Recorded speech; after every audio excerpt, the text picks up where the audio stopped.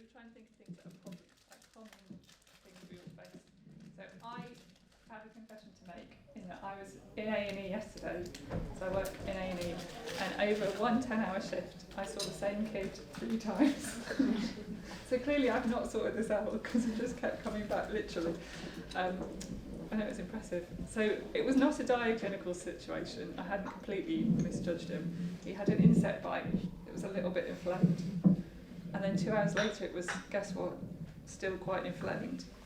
And then 4 hours after that it hadn't gone away. So how old was the child? About 12. Did they have the issue or did the parent? Well, no, I think both. But anyway, so the kind of coming back thing is interesting, isn't it? So what I thought would be good to do is get into little groups, because you've heard lots of stuff, and talk about, in your last couple of weeks of clinical medicine, what scenarios have you come across where you're like, they just keep coming back, the name is there again, and let's hear their story, is that all right? And then we can do some group thinking about what the heck do we do with that. Is that okay? And Simon and Rach are going to help me out because they're like proper GPs. They don't just sit for an A&E. So, come in. So,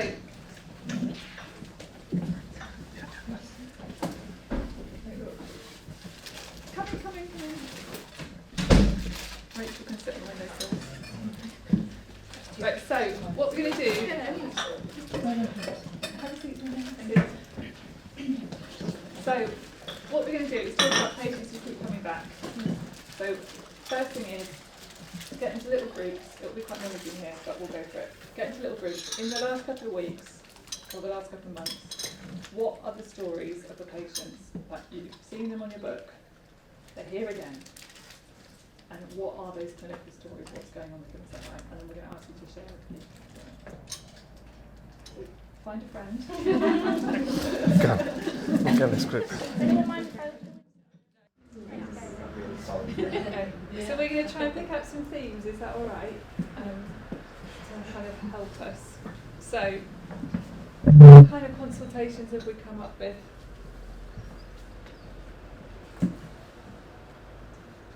Oh, I've killed the room.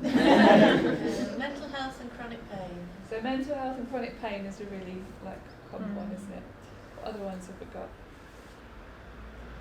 A case of PTSD. PTSD. A refugee, basically. Yeah.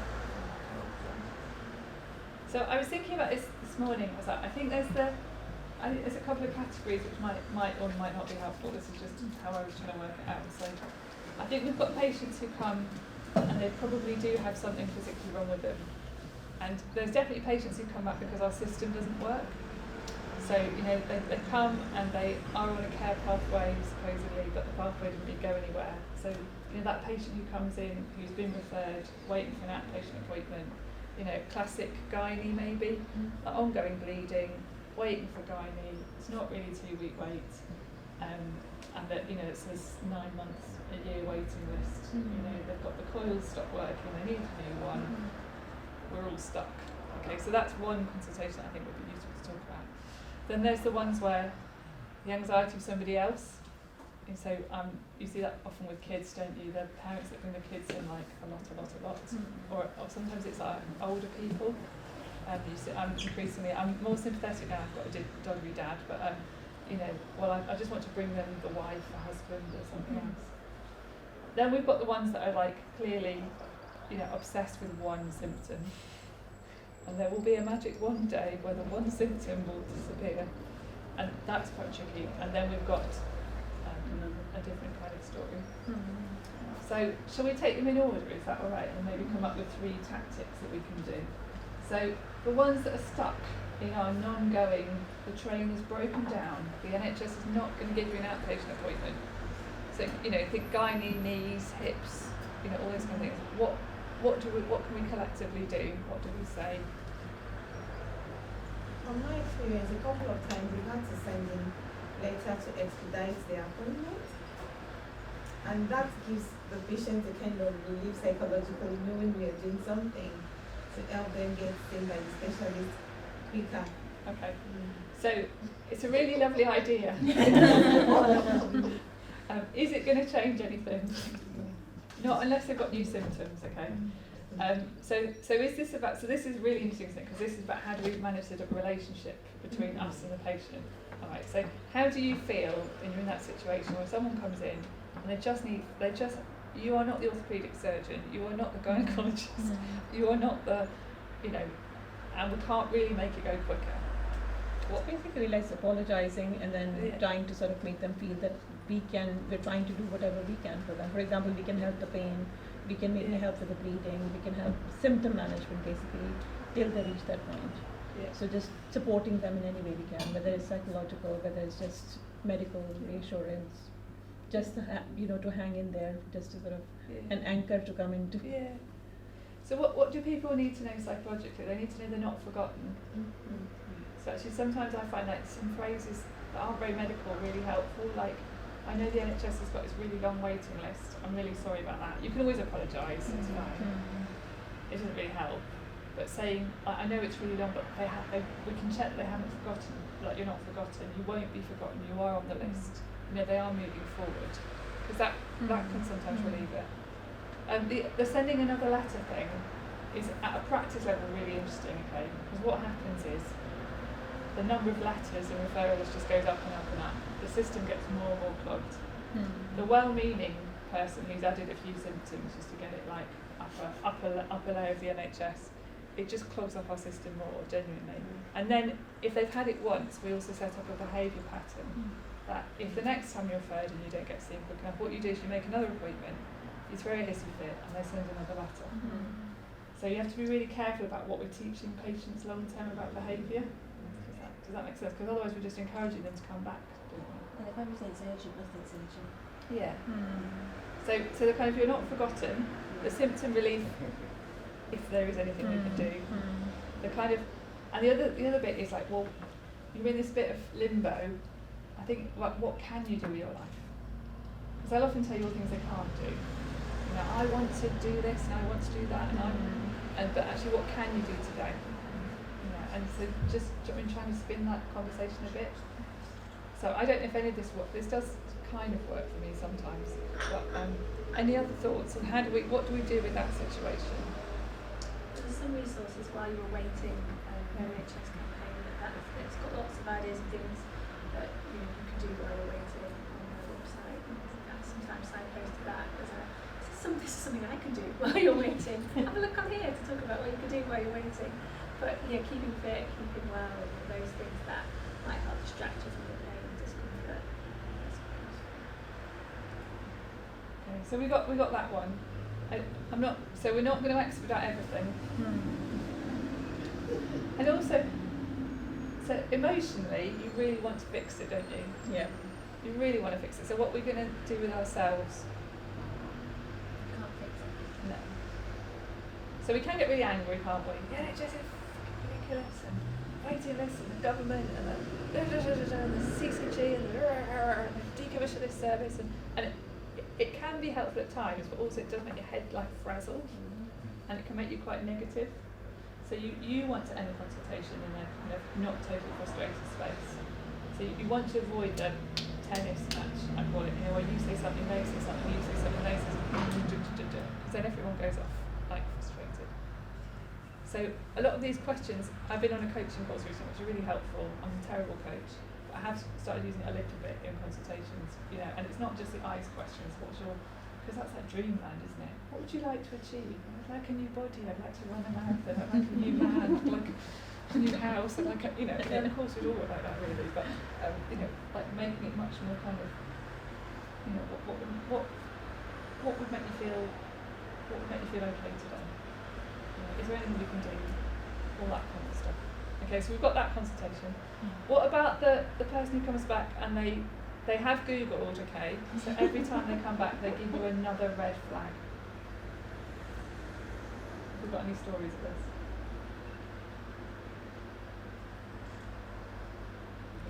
So there was a lady that I saw when she called out for it. She was housebound.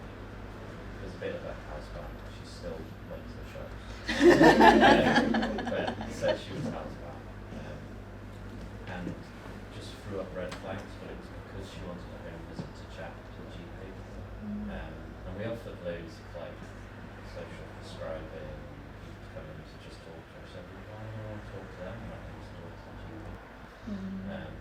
So I got sent, and this was when I was in SQ1, I got sent out home, it was like 2 hours, and we sat there like until we just just go on. And there was lots of red flags. It wasn't good. She'd like gone on every 2-week weight pathway. You can imagine she was in her 19 or something. So it was getting to the point like, do you really want to be with her on a 2-week pathway? I think the problem is it's a 6-month placement. You don't really get to see. So by the end, we've kind of developed a bit of a care plan what we should do. She keeps asking for answers, but I never really got to see what So what's the core issue there? well, maybe her expectations of what she's worried about. What's the real core issue? She's lonely. Yeah. So, and that's really interesting. So I think a lot of patients who have, a lot of patients actually who present with escalating problems or random problems, they're like the problems that don't fit a dermatological pattern or they don't fit any neurology you've ever heard of. Or, they just don't fit at all. And I think sometimes as doctors, particularly when we're less experienced, we can go, there must be a medical condition I've never heard of. Now there is a medical condition today I've never heard of that boy had. I don't know what that was. And I live in genuine fear that I only ever read half the textbook, which is true. Do you know what I mean? That kind of, there must be something. This 91-year-old must have something that I've never heard of that some geriatrician will give a very long title to. And what you have to do is even if they do come up with a long title, they're going to do anything. Okay, so that kid, we'd have all recognised they were hypertonic, global delay, something weird going on. We wouldn't know the name of it, but we'd be like, there's something weird with this kid, they need to go in. When people present and you examine them, they're actually alright. The MRI scan they had last year says they're alright, the CT scan the year before said they're alright, every blood test that exists on EMIS says they're alright. They've got a bit of a dodgy heart, but they're 90.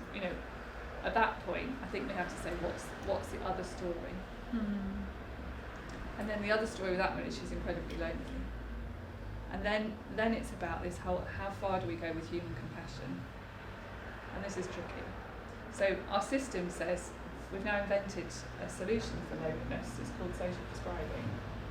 So we're going to send somebody who will say, I'm a social prescriber, I'll contact you 3 or 4 times. Did you know that at the end of your garden there's an allotment? And if you went to the allotment you could meet other people and then you wouldn't be lonely. But it's not really a solution for loneliness, is it? It's like we want to think it's a solution, but it's not. And it helps some people, I'm not dissing the whole thing, but just to me we kind of say, I've got a solution, we'll send you a social prescriber. And I don't know about you, but for those patients I think there's a lot more human to human stuff that's got to happen. Which is I really appreciate you love my company. I am a fabulous human being. And why wouldn't you want to talk to a doctor rather than everyone else? But, what's going on with your family? What's going on with your friends? All my friends have died and the last one's outlived them.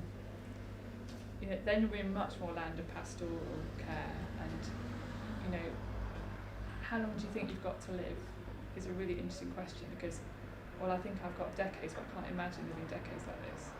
That's a really different human conversation to have. I think I've actually only got 2 years left because I'm quite frail now. Or I hope I've got 2 years. Or what do you want to do in 2 years? So we're not having a ping pong about do you need an MRI scan? Now you've invented left-sided wobbly arm syndrome. And, do you know what I mean? And as doctors, how far do we go on this is really tricky. And then where else can we send people for these kind of conversations?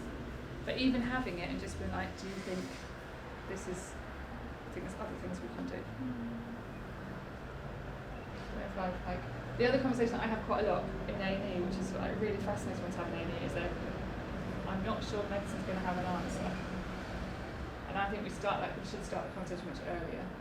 So I'm not sure medicine's going to have the answer to this because, you're presenting with this collection of symptoms. We need to rule out the big stuff. GI is classic. We're going to rule out IBD, we're going to rule out cancers, we're going to rule out, all those kind of things. But abdominal pain is really common. and it's complicated, isn't it? So I do a little bit of explanation about the axis between the brain and the gut, and what we don't know about it, and do a little bit about anxiety, but nobody wants to be told that their abdominal pain is just because they're an anxious nutter. Alright? But that kind of, we could go down this route, but medicine might not have the answer, because humans are more beautiful and more complicated than that. And it allows, you want to allow people an alternative ending, then at some point they're going to meet a doctor that's going to give them the answer. Yeah, some people have health anxiety, and that's a bit of a difficult thing. Like they will Yeah. have just a shiver and they will be feeling, oh, something is wrong with me, or Yeah. you have cancer, and then they will have another shiver after a month or so, Yeah. or an ear pain or something. But that they're more difficult to satisfy. Yeah. They're young, and you explain that it's, you know, in your age group, I would not be suspecting cancer, and they would be like looking at you, why? Like, what's wrong with this doctor? So they're more difficult. So young pushy people.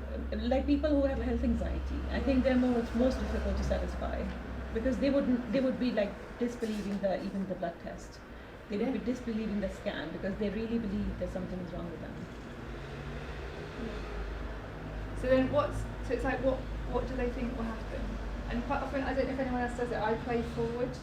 So like, okay, so if you have got cancer, what does that mean? That means lots of operations, lots of trips to hospital, that means, and then there's suddenly, particularly with kids, the penny drops with parents, they don't really want this faff in their life, and nobody actually wants a sick kid. And I'll say, nobody wants a sick kid, this is really good news, the fact there's nothing happened. Okay. So it's difficult, isn't it? Is any of this making any sense? Yeah, I've had patients where they've come in with a problem. I'm a dentist, and I've taken X-rays and I can't find anything wrong. And I say there's good news and there's bad news. The bad news is I can't. No, the good news is I can't do. There's nothing wrong. I can't do. The bad news is I can't fix it. So there is something wrong that is causing you sensitivity, but I can't fix it today. And sometimes they take that quite well. They're kind of like, okay, I don't need my tooth taken out. You've got a winner there. You know, it's a good thing that they don't need any treatment. It's also the first step, isn't it, to introducing that maybe there's anxiety at the root there, because until you've established that there's not cause for the problems, you can't then say, do you think it could be anxiety pushing this? And then you can actually try and get at the root cause, can't you? You've got to bypass, it's not a very issue that first, before you can then say, how are you anxious about other things in your life? Is there something that you've seen in the past? We're going to switch over. The final thing I wanted to talk about was, is there another story? This is just worth thinking about. So Ruth was making the point about, often with adults, particularly in Manchester, we've got lots of undiagnosed learning disabilities because we didn't diagnose anyone for like 40 years. So, is there an underlying learning disability there? Is there another story? So when I was a very junior doctor, I had a little girl that came to A&E with just normal, like, a UTI. And she's absolutely adamant she had to be admitted young. And I thought she was a young, pushy, she's got UTI, she could just have antibiotics. And because I was soft and stupid and young, I was like, I'll just admit her and somehow. Anyway, then I happened to see her later. And I don't know if it's the second consultation where she trusted me, but then she said, basically she was being beaten to a pulp and she didn't want to go home. And the route out was to come to hospital for some antibiotics, and then that allowed us to have a whole conversation about, what do we do now? But that was a lesson quite early for me about, sometimes when people are acting illogically, there is something else going on, and it's almost like how do you find the question that's going to untap that? And there's a really open question: is there anything else you want to tell me? Sometimes people have stuff that they don't feel a bit ashamed of saying. Is there anything that you'd like them to hear? All those kind of slightly odd questions that aren't in the handbooks I found quite helpful over time. Right, we're going to swap. Simon, any final thoughts? No. Oh! Great. Pick a different thing, go make some art or whatever.